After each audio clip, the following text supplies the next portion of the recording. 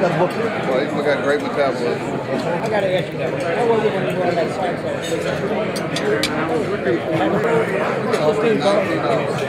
Good morning, young man. Amazing how they turn and run. We do a lot of work at the Maryland Lodge.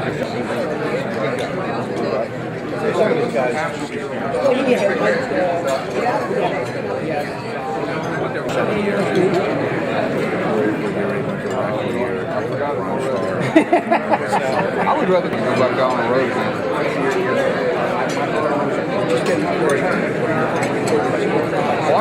Now let's talk a little baseball, everybody. You know, I have to admit that my only goal in life up to the age of 21 was to be a Major League Baseball player. My brothers can tell you all about my story there.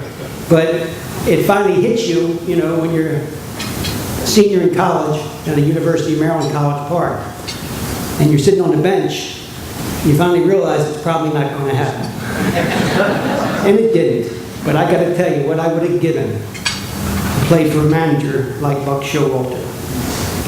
First of all, before I say a few words of introduction about Buck, I want to say it's really an honor and it's a privilege to have him here with us today. And I know I, along with everybody here, want to thank Buck personally for bringing winning baseball back to Baltimore.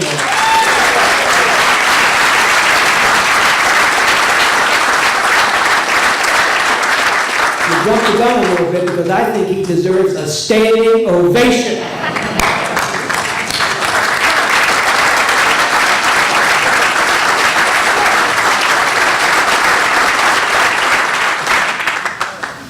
You know, there's so much to say about Buck, and in the short time I had a chance to talk to him, you can see what a great guy he is.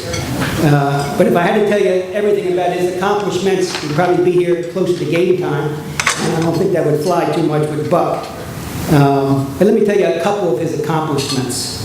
He's a two-time Manager of the Year, 1994 with the New York Yankees, 2004 with Texas, a little bit about 10 years there. Now it's 2014. Let's hope we can add that tag too this year with the Orioles. He is the third among active Major League managers in wins with 1,183. That's up until the last win. And he's 43rd of all-time managers of any manager who's ever managed in the major leagues. And here's something that I know a lot of you probably didn't know, because I didn't know it either. Buck was a fantastic, great baseball player in his own right. He was a first-team All-American at Mississippi State University, and he had a batting average of .459, which is a record that still stands today.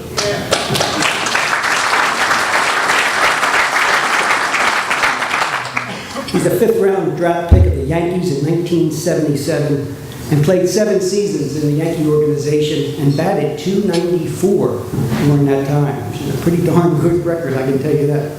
You know, we often heard that sports is really a metaphor for life. All the things you learn by growing up.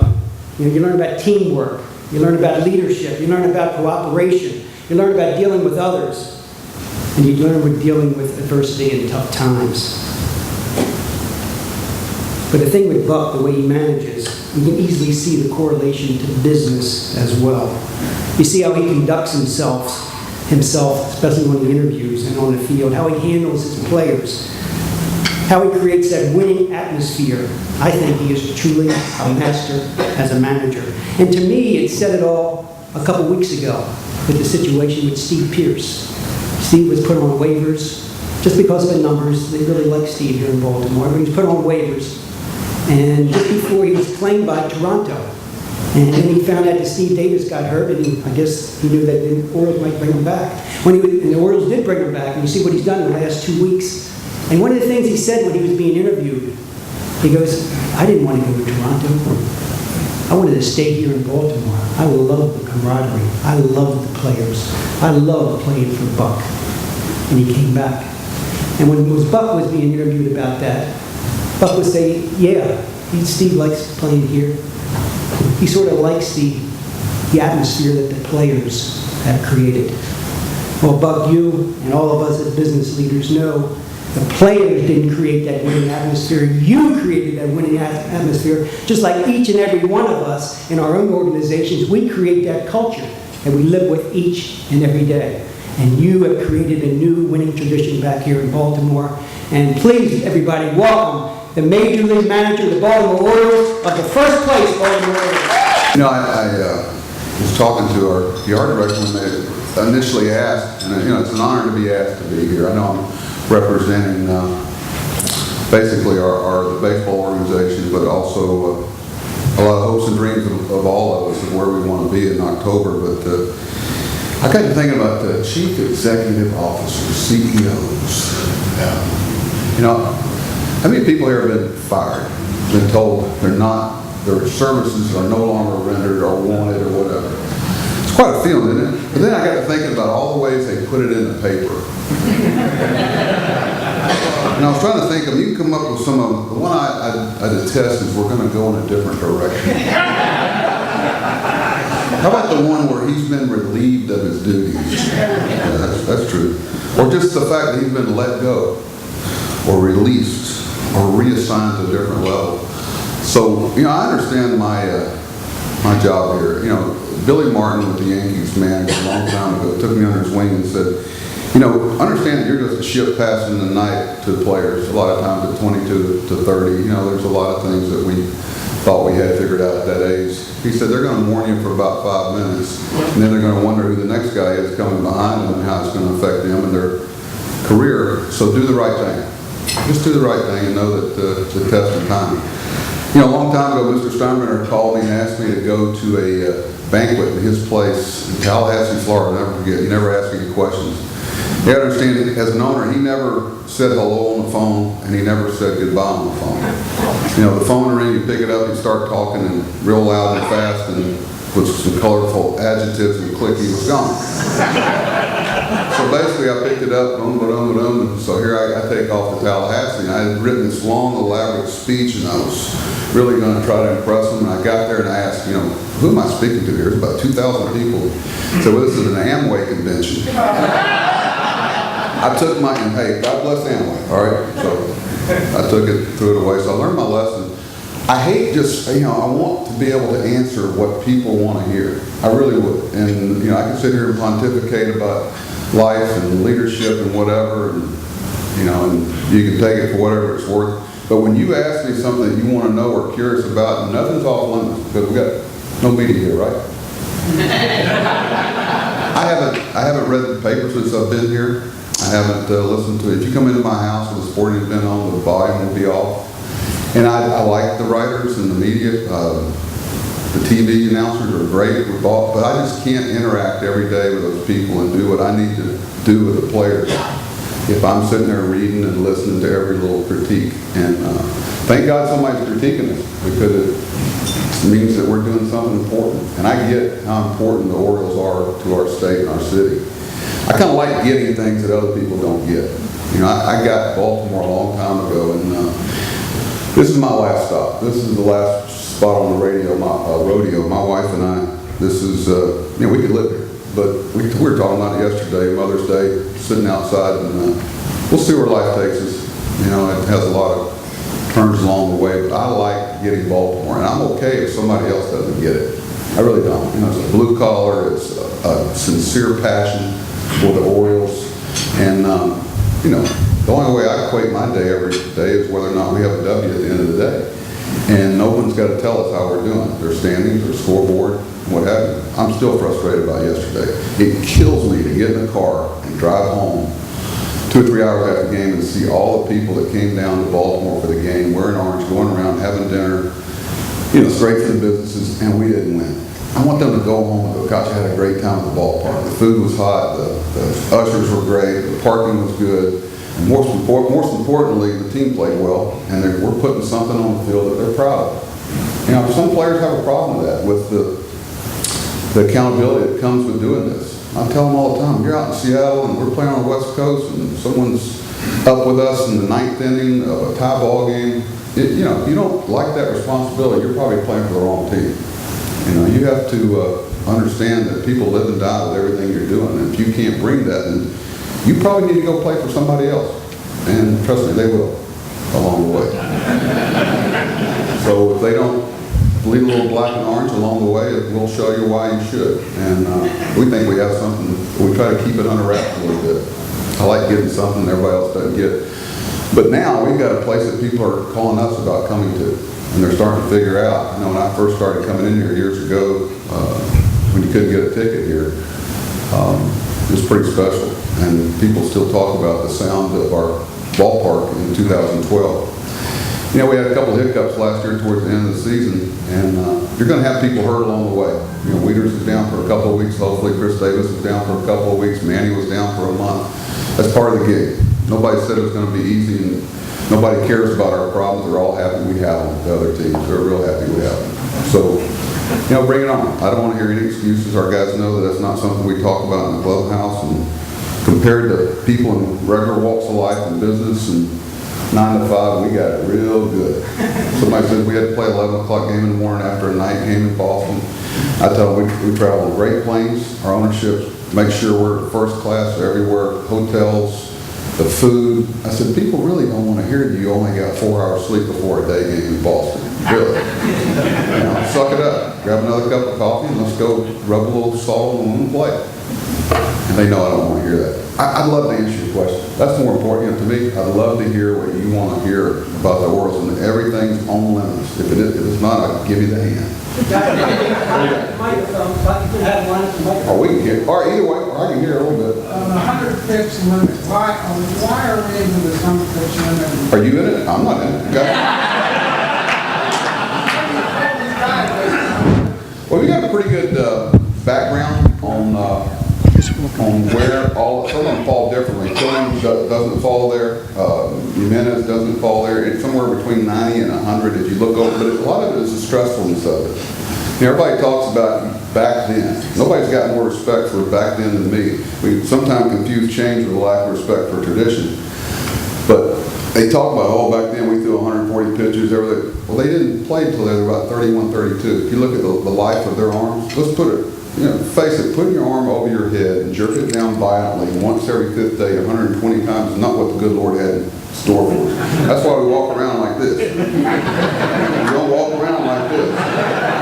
Softball pitchers, you ever see them get a swarm? No. Darren O'Day, I can throw him every day that he comes. So, yeah, we could leave him out there for 140 pitches, and then you would be mad at me because he couldn't pitch anymore. So, if you know, as things get into it, you know, we have better cars than we used to have. We have better medicine than we used to have. We have a better idea of what causes injuries and surgeries. You know, we make a commitment to a player, which is really making a commitment to our fan base for, say, Jimenez. Well, I have to protect that investment. I have to protect it for the fans. Because if I'm being reckless with it and he's hurt, or if I'm using Tommy Hunter 4 or 5 days in a row and he's hurt, then I have mismanaged valuable assets for our fan base. So I'm very adamant about, one, trying to keep people healthy. Yeah, I could let them pitch 140 pitches in April, May. They wouldn't be able to scratch their behind in August, and we wouldn't be very good. Yes, sir. Well, first of all, I think you're the best manager since Earl Weaver. I'm going to use this when he's done. Okay, thanks. That's some heavy company, although we still miss him. But let me ask you something. Y'all can hear it. Take the mic away. We have no trouble hearing you. I know you talk to Dan DeGette a lot, and I know it's another year or so. But are we going to try to sign JJ and Chris and Wieters next year? Well, we've been trying. It's not like we're just letting it go there. You know, there's such a fine line between staying focused on the season at hand. You know, I can give you about 10 examples of the support ownership's been. First of all, we did sign Matt Wieters originally, and we were willing to take him in the draft and pay him the money a lot of clubs weren't willing to do. Absolutely. Dick Markakis, same boat. Okay, the center fielder, Adam Jones. Our shortstop signed a 3-year contract. That's why he's here to start with. Chris Davis, the commitment we made to him in arbitration at well over $10 million. Manny Machado's signing bonus. There were 3 clubs that passed on him because it's so expensive. Believe me, our ownership hasn't blinked when it comes to those things. But it's, you know, who are you? I think one of the things when I came here, obviously they interviewed me, and I was kind of interviewing them. I had some other options, and I kept asking, who are we? Who are we? How are we going to do this? How are we going to, we need to quit confusing our fans on who we are. All of a sudden we're talking about Mark Teixeira, but yet we can't sign, a utility. I mean, it's confusing. Who are we? Let's be consistent. I mean, our players now know when a player's available or something, because more of makeup and some other things, they'll go, well, he'll be fine there and be a pretty good statistical player, but he can't play in Baltimore. Not the way we want to play the game and the way we want to present it. So, we're going to make quality offers that fit in the system and the industry, but, at what price? It's like Chris was talking to me the other day at first base. I've known Chris for a while, and he says, Buck, I'm not going to be as hard as a lot of people think to sign. I'm not trying to break the bank and whatever. I said, Chris, that's your business, whatever. You're a baseball manager. But I'll ask you one question, how much is enough? How much is enough? Right. At some point in my life, I made $1 million in 1 year, and it's sinful. When I can go into Target and buy anything I want, it's sinful. Okay? So I said, Chris, understand how much is enough. You love it here, you tell me your wife's here, you're getting ready to have your first baby here, da-da-da. You make that decision. The difference between $15 million a year and $14 million a year, please, spare me.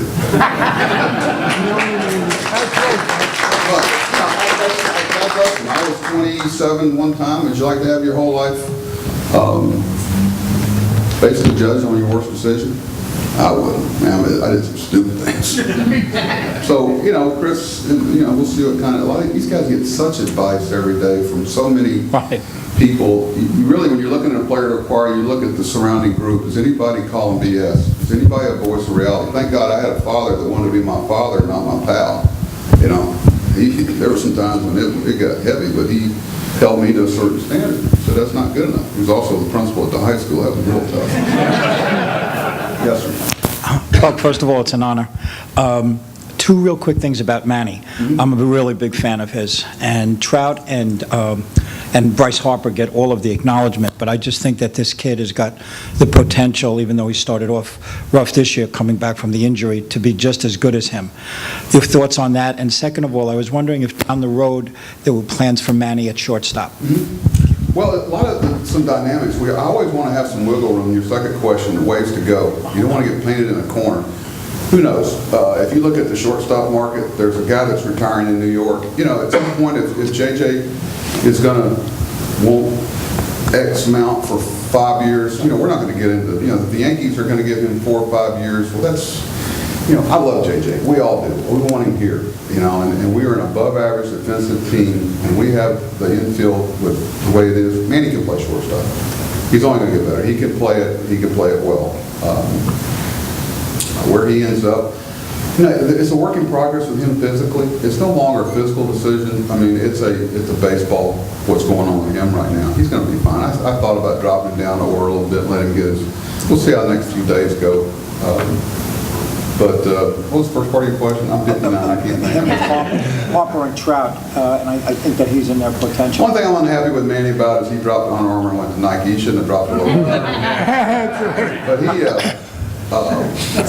he, of course, money, I guess. But he, the thing about all of those guys is they're plus defenders. That when we bring up a young player from our system, you're going to go through periods where you're trying to figure out offensively. Your ability to defend allows me to put you on the field. If you're not driving in any and you're letting 2 in, that's bad math. That's right. That's bad math. People, Earl and I used to talk about it. People talked about the 3-run homer and the pitching, whatever. He said, Buck, we called the ball. Mark Belanger, a lot of people don't realize how good Boog was at first base. There's a guy at third that was pretty good too. Center fielder and Blair, and Bumbry was a quality outfielder. Frank Robinson was pretty good. I go around down the line, and those are common denominators. You got to catch it. It may not be sexy, catching it all the time, but in the American League East, you can't just make the routine plays. You have to be able to turn hits into outs, and you better get 2 outs with 1 pitch with a double play. Jonathan Scope's a lot like Manny. He's going to defend and turn the double play as well as anybody in the American League while he's figuring it out. Manny's 22 years old. They're basically first year out of college. Scope's 22 years old. He's also 6'3", 230. You know, he's got muscles in his, you know what. I like Scope. You're going to like him, I tell you. If you watch this kid do interviews and whatever, and that's part of the culture. You know, they watch how J.J. Harding handles himself, and Weeders and Chris, and there's a culture of understanding how you're supposed to present yourself. And trust me, in the locker room, if they get out of line and start taking themselves a little too seriously, there's nothing better than peer pressure.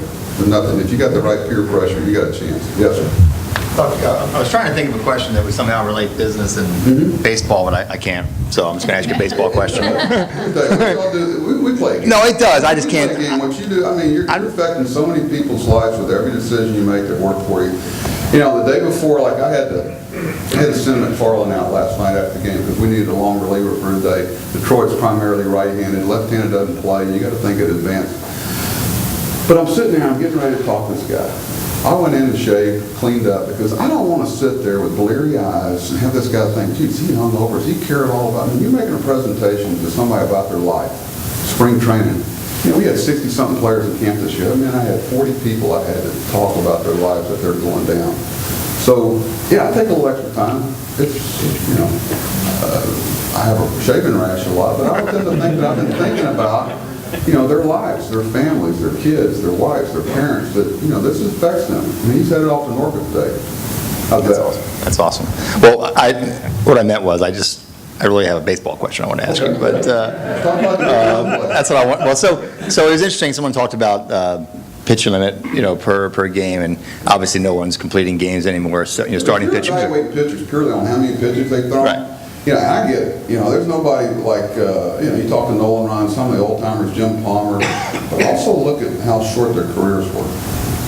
You know, some of these guys that threw forever, and then you go, geez, they didn't play till they were like 31. If you get a player from Asia, from Japan, you better get him before he's 30, because those guys are totally abused. You know, over there, more is always better.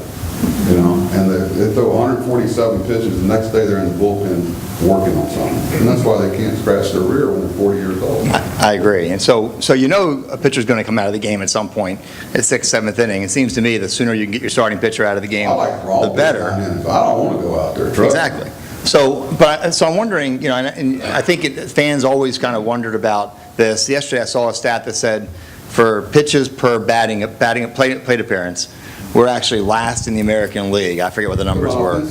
Offensively. Offensively, our team is last in the American League as far as how many pitches per per plate appearance that they see, which I think is one of the biggest factors in getting a starting pitcher out there. If you're out of the game, if you can make him throw more pitches.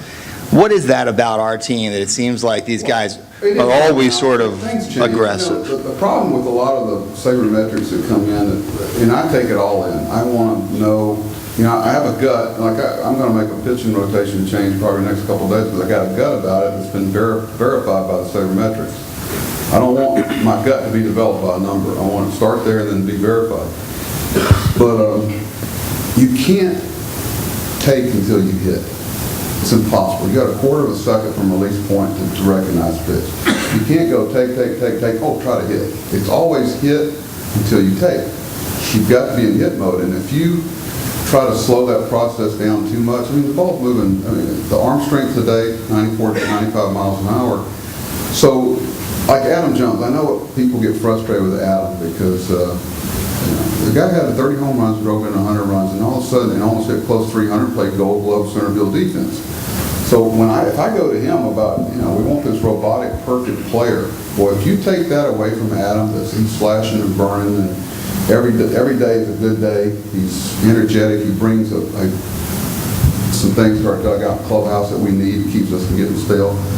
Players, you know, well, you didn't like that book? You didn't like last year? You want me to do this and that? Yeah, we talk about it privately. He knows how to. I said, they don't get you out. You get yourself out. Very few pitchers in the American League pitch in the strike zone get people out. What they do, they make a living out of making a pitch appear that's going to be in the strike zone and move out. The guy yesterday, I knew was going to be a trouble for us when he throws a cutter. It's a late recognition fastball that looks like a fastball to about 2 feet in front of the plate, and then slides off the barrel of the bat. And you saw a lot of weak contact. When you see a lot of weak contact, that's usually a cutter that has late life at the end of the pitch.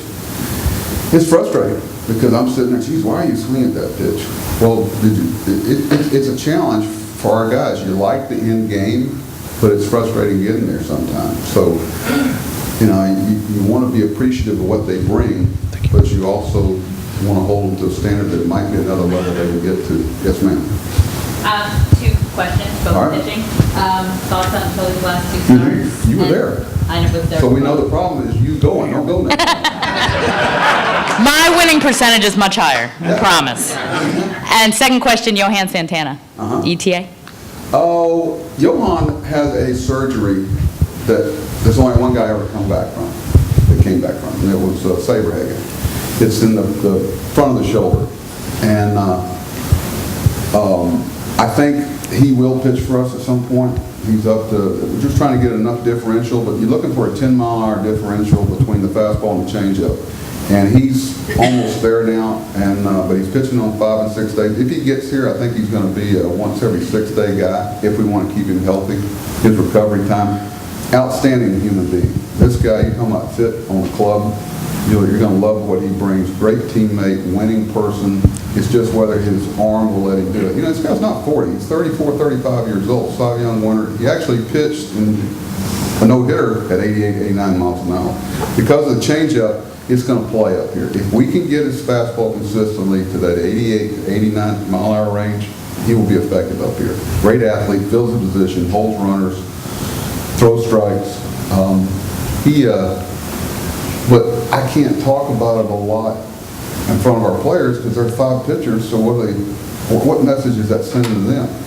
They're talking about Chris Davis coming off the DL, wait to get him back. Well, that's a reflection on Steve Pierce. The only reason Steve came back here is because he trusted us. How'd you like to walk away from $750,000, which he did, and he trusted the Orioles that we would re-sign him, and he could have easily gone to Toronto or Oakland. As tough as that would have been. Anybody been to Toronto or Oakland? Till he'd be fine. Till he cares so much. He does, and he's the one guy, makeup-wise, he gets it. I cannot tell you how frustrated he is like that. He has an unorthodox delivery that will get out of sync. It's a lot like Jimenez, but it's also part of the deception of the delivery. Okay, you want to make him perfect over the top, Iron Mike. He'd throw a strike every time, but they'd have to get all the married men off the infield. Balls being hit so hard. So part of the reason why they're successful, is because they're unorthodox. So all of a sudden, guys don't see them well. They're funky in the back with their arms swinging and everything. You've got to be careful about making these guys so robotic, and all of a sudden you take away their individualism, their presentation to the hitters. We had a pitcher a long time ago named Mark Hutton with the Yankees, through 96, 97, all arms and legs, everything. Had a little trouble throwing strikes, but nobody ever hit him. Well, the pitching coach got a hold of him, squared him up. He was nice and pretty over the top. Well, they didn't miss him. They squared up everything he threw. So you got to be careful about robbing Peter to play Paul. Yes, sir. Buck, thanks for bringing winning back to Baltimore, too. I think we all... have better players than the guys before me. I appreciate that. It's good management coaches, good players. Good players. I've had great support from our ownership, and that should go without. Our question over here is outside of baseball. We were wondering if you're still getting residuals from the Seinfeld episodes. About the cotton uniforms, I'm still on them. But a long time ago, we were playing the Angels, and I came home, the kids were... I said, I got this strange call. I said, they want me to be on some show called Seinfeld or something. And they went, oh, Dad, you got to do it. It's real popular. I don't know. So I ended up doing it. I had one line, it didn't hurt anything. But in order to do it, you had to join the Actors Guild. You had to, something else. Long story short, every time somebody says they saw that episode, I know it cost me $19.48 in taxes. So every time someone says, hey, I saw the Seinfeld show, I go, oh, geez, there's another income tax return. Yes. No, one comment, one question. First, I always admire how calm you seem in the dugout. Got you fooled. Well, that kind of segues into the question, and then the news conferences afterwards, I don't usually watch those, but I just think the way you handle the press and the players and that process is pretty impressive. I guess the question is, how do you stand in the dugout, 80 degrees, 90 degrees with the jacket on, it's scalding hot, and you just look so cool, calm, and collected?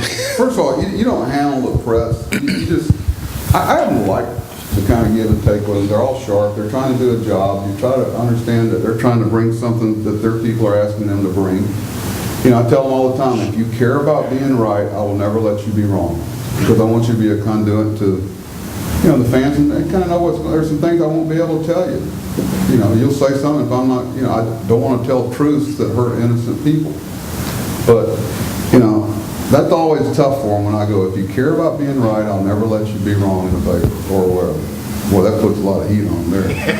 So when I know that they don't come ask me would they be right, then they're probably marking out. The jacket thing, you know, years ago when I started with the Yankees, I didn't get a jersey. They forgot my jersey opening day. A little bit of a reminder that how quickly it can be taken away. Quite frankly, it's a lot more comfortable than the double knit jerseys. And, you know, it's real thin. It's actually thinner than the jerseys, and it's a lot cooler. And I have to wear a jersey every once in a while because they auction them off. You got to sign them, and if you don't wear them one day, they're not authentic. So what do you need? Just a T-shirt or nothing? I'm not telling what I got. What do you got underneath there? You want to talk about what they got on underneath? Yes, sir. What's your leadership style, and how did you change that culture? With the Orioles, because we can remember when we had money and the free agents wouldn't even come, they didn't even want the money, it was funny money or something. What's your leadership style? And it's always a work in progress. Everything, you don't, I changed to the situation we need. You know, this year's situation is different than last year's. You better, you know, gosh, we all learn from life's exposures and try to, you know, I learned more from managers I had about what not to do. When, you know, everybody wants to say, who's the guy you learned this from the most, but I learned more from guys about what not to do, you know, from playing and what have you know, instead of the guys that are always, you know, it's the good cop, bad cop. I'm so big about who we allow. You know, we can bring in a John Scope and a Manny Machado. Some of these guys maybe a tad before they're ready because of the people we can surround them with. That's big. So I do fight for those certain makeup guys that are going to create that culture. But if you don't, you're going to pay that piper. But it's their locker room. It's not mine. You know, what do you choose to be about? You know, what do you want? What's important? No, hold on. Instead of lip service, what do you really? We have this meeting every spring, and we talk about it. What are you willing to do to get us from where we are, where we want to be? And then everybody's going to talk to us. We're going to find out. You know, your actions speak so loudly, I can't hear a word you're saying. So this ain't about words. This is about action. And you know, everybody tries to do it. These are the best 30 baseball teams in the world. These are the best baseball players in the world. These are the best coaches, the best trainers. And it's competitive. And that's why it's so satisfying if you can do it. And it's not for the weak of heart, weak of knees. You're gonna, you know, it's not a woe is me thing. I'm still ticked off about yesterday. I hate losses. God, they killed me. But it was Mother's Day, so I had to suck it up and go home. My mother, I called her early in the morning because she knew I wouldn't call her. We didn't have a good day. She didn't either. She gets ticked off. She can read lips too, so I'm real careful about arguing. Yes, sir. Here you go. Doug, we can hear you. I hear you. There's one outside. Deep death, as Earl used to say, and you're saying you have it now, and that brings up the point. We have this constant conversation. You obviously really love Jonathan. That was from day one. You really see something in this kid. He can defend. He can turn the double play. And the rest of it, and I can't teach you to have good genes from your mom and daddy. You know, I can't, you know, if I could spend some time with guys, and I do. I spend a lot of time with Manny's mothers, and Weeder's mom and dad. You don't make good decisions, sit down with their mother and father. You get a pretty good idea what you're going to get. Well, having said that, I know Steve Lombardozzi pretty well, the dad. Great kid. So you have Flaherty, you've got Stevie, you've got Jonathan. I mean, that's some quality when you need some defenders. You got young Steve down in the minor leagues now. Is he gone? Is he? Heavens no. You know what? I mean, he's batting 300. So we have over beer. We sit there and go, why would you play Flaherty over Steve when Steve can bat 3? Well, the ability in order to carry some extra pitchers now and then to cover ourselves, the ability to defend at more than one position. Jonathan can play 3 spots. Flaherty can play 6 spots. Where we are with some other things, Stevie can play a little outfield, can play a little third. Short's a little bit of a challenge for him, but we like him. Switch hitter, better left-handed hitter, but not an out right-handed. Had options. Still 24, 25 years old. Sometimes when they have options, some guys don't. Of course, Jonathan has options too. If you think about where you think the ceiling is on somebody who's got a chance to have the highest ceiling, Steve's going to play in the big leagues a long time. I actually had his uncle, Chris Lumber, with the Yankees, left-handed third baseman at the University of Florida years ago. And they're baseball players. They're always going to survive. You're always going to want them on your club because they're smart, they care, and they're gym rats. They know, they get the game within the game. You watch a player when he's not playing on the bench and they're watching the game, as opposed to some starting pitchers that they're in another world. And Steve's engaging. I like him, but we got into a little number crunch. Let's put it this way, if he didn't have options, he'd still be here. And that will change one day, and he's going to have a long, good career because he's so versatile in the things he brings. I'll tell his dad. Pardon? I'll tell his dad I for like him. his dad, too. What I like most of the time is a lot like his dad. His dad was a good player. Yeah. His dad would beat you. Buck, best Steinbrenner story. Or one that you can tell. One that you can tell. One that I can tell. Buddy, how are you, pal? I don't know how close we all are here. No, I don't know, we were playing Cleveland. Dennis Martinez was pitching for Cleveland, and he was cheating. We knew he was cheating. He had some grease in his hair, and he was going back there. We knew coming in the series that he cheats. And we had pitching for us Bob Wickman, who had his index finger, the tip cut off in a dairy accident back in Milwaukee years ago, and I used it as an excuse between us girls as why his ball sank so much. Well, Bob could sweat in the middle of a winter tundra. This guy could sweat from Milwaukee, and he cheated too. Okay, Bob was about 26. I cheat. I don't know. That's a bad word. They were using some bodily substance to make the ball do things that it doesn't normally do. Cheating. Well, that's one way. So it was on national TV. Joe Morgan was doing the game, and I guess he was showing how Dennis Martinez was cheating to the whole world and everything. So sure enough, the phone rings in the dugout. We had this red bat phone over there. So I didn't ever answer. The trainer, Gene Monahan, went down and picked it up. And he picked it up. You remember, no hello or goodbye. Just start screaming. He's holding it out here, and he goes, "Pop, it's for you." I go, "No." It's for you. No. So finally, this guy's going to get fired if I give him a phone. So I go, "Yes, sir." He said, "You got to be the dumbest blankety blank in the world of baseball. The whole baseball world, the whole country knows Martinez is cheating. You're sitting over there with your thumb somewhere where it shouldn't be." And I said, "Mr. Steiner, are you done?" He goes, "Yeah." I said, "Well, who's pitching for us tonight?" We were ahead 3-1 at the time of the 8th inning. He goes, "Well, Wickman is. Of course, I don't know what's gotten into him tonight. He's actually pitching well. I don't know."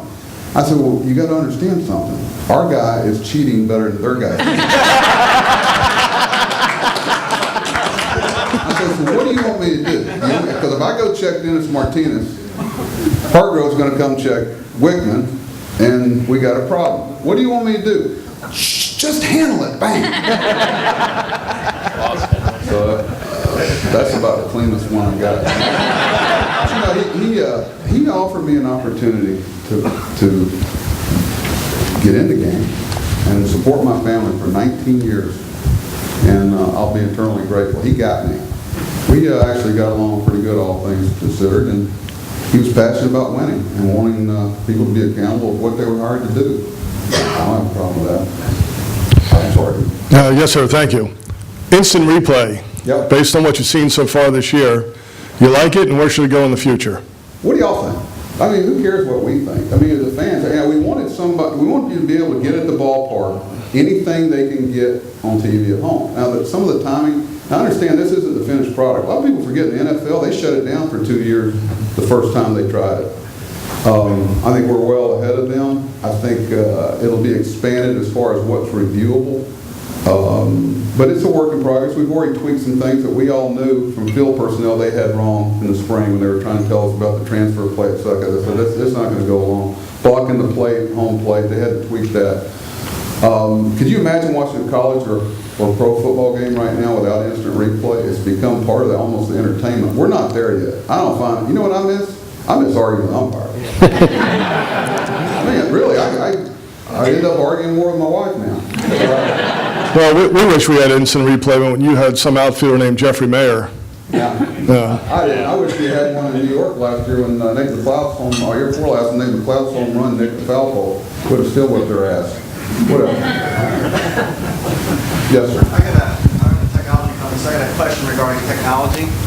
I'm curious to know how much geek stuff is going on behind the scenes. How much geek stuff, entering data into a computer. People's, like, this guy's hitting a curveball in this direction, this guy's hitting this ball. How much is that is being done and handed to you, and you look at it and say, go to the pitcher and say, okay, this guy we want to pitch all inside, this guy we want to pitch all outside. Is there a tremendous amount of geek data going on? I would call it geek data. I think that's being a little unfair to the people that, we got some really bright people that put that together, and I look at everything. I want everything. The key is to make it comfortable for them to bring that. And you walk into a locker room, you've got 6 coaches, some grizzled, 20-year major league veterans that, don't really, the key is for me we teach a class in the spring, we go over all these stats, WOBA, UZR ratings, everything, and say, now make these, who you call geeks, I don't, get up in front and make a presentation, explain it to Terry Crowley, explain it to Brooks Robinson. And they go, well, we got the UZR, go stop. What does U stand for? What does Z stand for? What does R stand for? Well, we got the WOBA, weighted on-base average. I said, okay, what does it tell you? Okay, now what does it not tell you? Now, we would ask them some questions that only come from the knowledge you have from being in the dugout, on the field, in the locker room. So you got to bridge the gap of these two things and make this group feel comfortable presenting to this group feel comfortable putting that. So that it's the leadership of making both parties feel comfortable. We all question the things we don't understand. There's a lot of that stuff I didn't understand. I said, all right, help me. Then I found out that they're not as smart as they think they are. It's not exactly Braille. Okay, so, but players don't like the feeling that you completely evaluate them statistically. They want to know that you get some of the other things they bring. Does their finger shake on the trigger in the 9th inning? There's some other things that come into play here other than just, otherwise, how boring would it be if you knew how everything comes out, is going to turn out? I tell the media a lot, I go, why are there 20,000 people here tonight? You got Tanaka pitching against our 5th starter. Well, the stats, everything say, we got no chance. It's over. Why are we even playing a game? Why they come out here? Because there's a chance that you might be wrong statistically. Can you imagine how boring it is if everything followed the point spread? I came out of Yankee Stadium, I had this guy used to jump out and ask me how the guy was feeling tomorrow, the pitcher. I didn't think anything of it. I was 35 years old, and finally hit me. He was a bookie. I try to keep that in play. But you can't predict a game. How boring would it be if you could? We all try to. Yes, sir. What are your thoughts around youth in sports and overuse injuries? Don't get me going. That's a real sore point for me. We're seeing so many surgeries now with 14, 15, 16-year-old kids. Are you kidding me? The travel baseball, I'm just going to tell you, God bless everybody, but it's a mistake. The human body wasn't, especially when growth platelets aren't closed, was not designed to pitch 9 to 12 months a year or to play the game. We all say back when I played, I try not to do that with the players, but, I played 3 sports. I graduated 38 people in my high school class. You had to hustle for a prom date, I'm telling you. It was the smallest public school in the state of Florida, Northwest Florida, but we played football, baseball, basketball. The body, where else do you learn how to fall except football or basketball? I'm sure lacrosse. And baseball, like sliding, is a controlled fall. Basically, that's all it is. So, I just think these kids, and what happens, I've spent a lot of time looking at bios on major league players. And the common denominator, the really good players are multi-sport guys. They're not stuck. Right now, if I look at a bio on a guy and he's a travel squad, baseball only, it's a red flag. Not so much physically, they're not a well-rounded kid. They're socially a little awkward.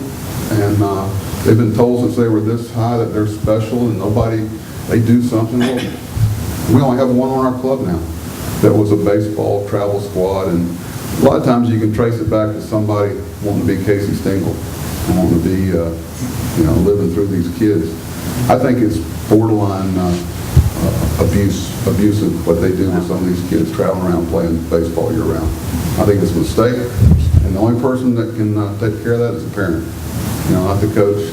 I've got 4 coaches on this staff that have kids playing, and they make sure they play other sports, and they're on these coaches like stink on you know what, because they are not going to let them abuse their kids physically with some of the stuff they're doing with these guys.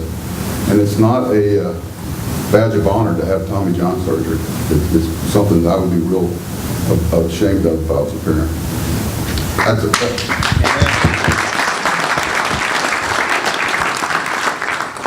Yes, sir. Here, I Okay, go ahead. My name's Barry. How are you? I'm not the most avid baseball fan, but I love what you guys are doing and really appreciate that. And there's always been riffs or peripheral rumors, and I'm not that in the center of things, that the management has not been the most gracious to the O's. There seems to be people out there to say that Angelos and all have been divisive. Is that not the case as far as you're concerned? They're all in with their ethos and their culture and everything? Their culture of what they bring to the table. They support you. They're entirely supportive. I guess that's what I'm saying. Well, to a fault, almost. You know, it's like I can give you 150 different examples, but, you know, I can't, I don't spend a lot of time evaluating people by what somebody else says. Same way about me. Yeah, you can find somebody out there that thinks I'm the biggest horses ever. That's fine. But that person probably isn't helping the Baltimore Orioles win. Okay? And do what you support. Oh, of course, we get almost to a fault. I've gotten since the day. You know, I do my homework too before I go somewhere. You know, I was doing okay where I was, but I wanted to be a part of this. And awesome. Great passion for the Orioles. Lives and dies. You know, his family has been. I wish I could get him more involved. I do. You know, he cares so much about the guy that needs help as far as from a lawyer standpoint. You know, there's nothing worse. If somebody's being abused or somebody's been taken advantage of, you don't want to see that letter come from Peter. But he, and you guys, you know, probably know, you can find something good and bad about everybody. I can tell you from my standpoint, to a fault, I wish I could get him more involved. When he walks in our locker room, which is maybe once a year, I cannot tell you how that uplifts everybody. I think he's, I make a point, you know, Mike Flanagan, God rest his soul, gave me some great advice about staying engaged with Mr. Angelos. And I try to go over there at least once or twice a month or at homestand, just sit down. You know, and he sees the game, he loves everything, he takes it so personal. Our fans' enjoyment of the game, the product out there, because you know he loves Baltimore. He loves Baltimore and the history and what's going on, and there's nothing I could hang my hat on more than to bring him and our fans what he so deeply wants, and not for some personal satisfaction, just because it's the right thing for Baltimore. That's what he always starts and ends with, what's best for Baltimore. Yes, sir. What's your typical game day approach? I'm about 3 hours late right now.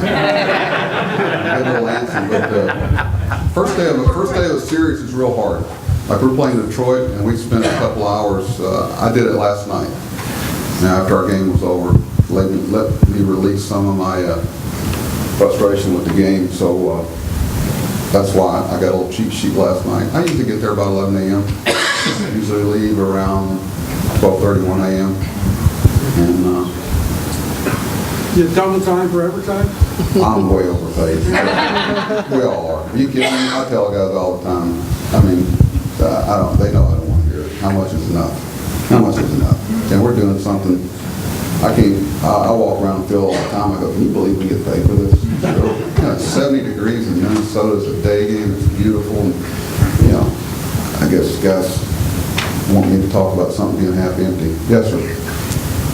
One of the biggest cities in the world, New York City, you got a lot of experience there, in a small town like Baltimore. How much does that affect the culture of the clubs? Oh, I think they take on that identity. You know, you go to a fan fest, our guys get it, you know, and we talked about it a lot. The first year I was here, you know, who are we? You know, what is your base? You take a guy like Adam Jones from San Diego, I mean, he's a pretty worldly guy. He got Baltimore. He could have held on and got another 4 or 5 million a year down the road. But Adam's going to be mayor of this town one day. Remember I said that? Because he cares about it. He's got a great family situation now. His fiance, he's got a new baby, and he's going to be, now he's got to be a father. I told him the other day, I said, heck with striking out base low. The biggest thing, toughest thing you're going to do in your life is be a good husband, a good father, not necessarily in that order. That's what you're going to be remembered for. So I said, I don't want to hear anything 20 years from now about you not being there. So he, I came from a little bitty town, and I got to tell you, I thought I had an advantage going to New York City. Everybody thought I was going to, because in our place, you interacted with somebody every day.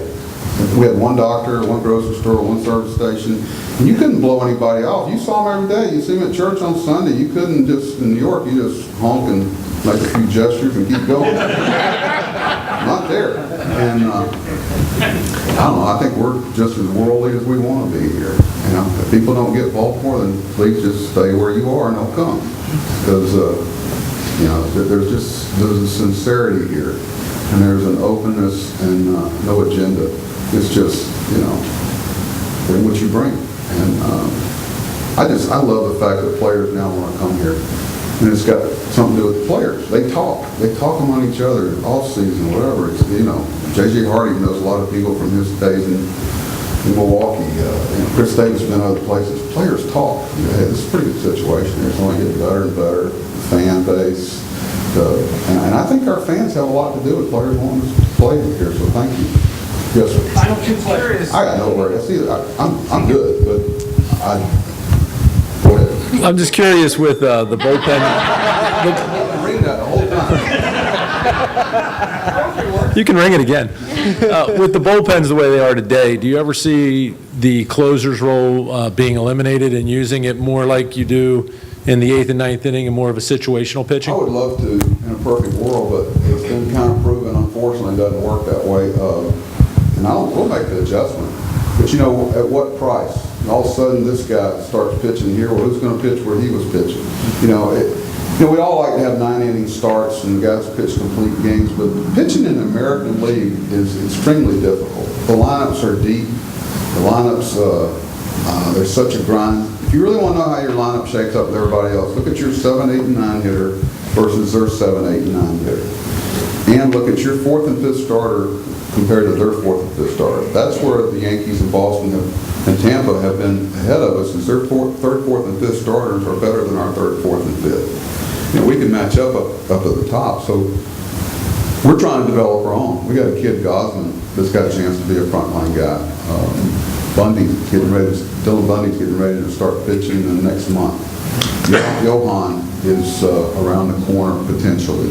But we have to pay for those things. We paid dearly for Dylan Bundy. We paid dearly for Gosman. We outbid people for Santana. So when you talk about ownership, those are things nobody really talks about. You know, they may seem they weren't marked to share at 7 times 25, which, you know, God bless them. We don't spend a lot of time coveting other people's players. We want to be right about our own. We want to be a self-sustaining organization that guys come from within. You're talking about morale? Go down to Bowie and Norfolk, see morale. Because our guys know that's where we're going. And, you know, you bring what you bring, we're going to call you up. We called a guy up last night because he was doing a job down there. Well, not on the roster. We'll take care of the roster. We'll figure out a way to get you here. Is that your question? Get going. Yes, sir. What did Andy McPhail bring to the table? Andy's one of the most ethical, moral men I've ever been around. You know, we'd have to make a tough move with something about a player, and he said, Buck, if we didn't do this, it would be front office malpractice. So when he went there, I went, this is something that we need to do. I loved Andy. I tell you, just like I like Dan, he's a good human being.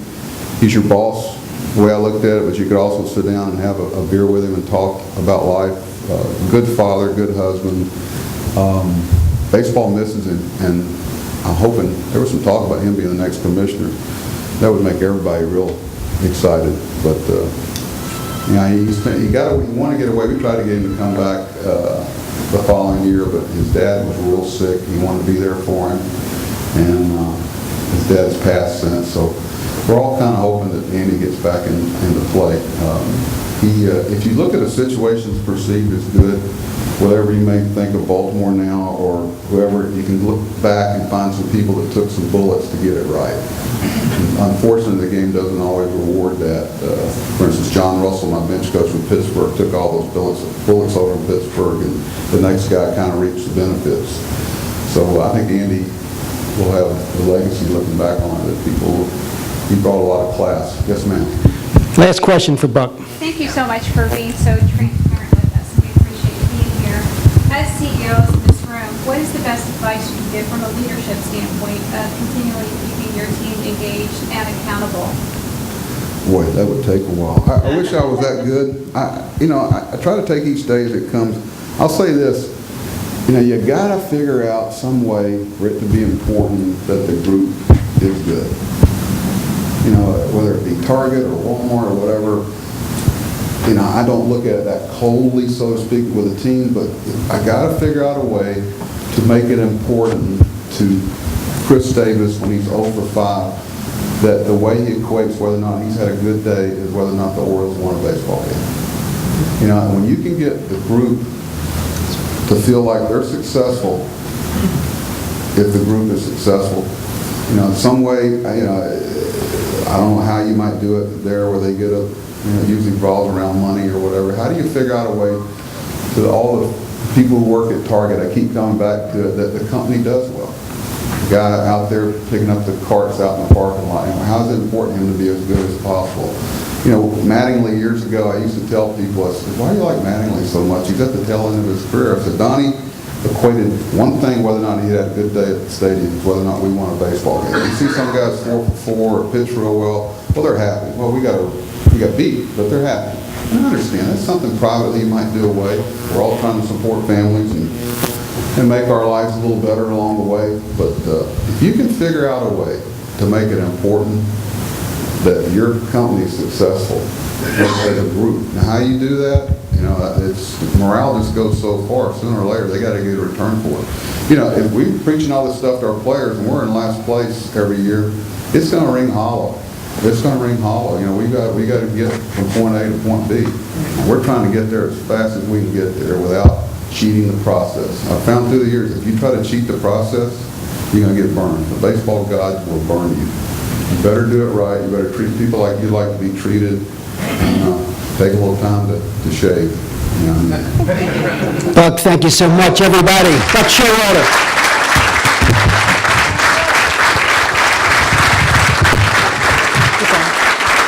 See you all next meeting.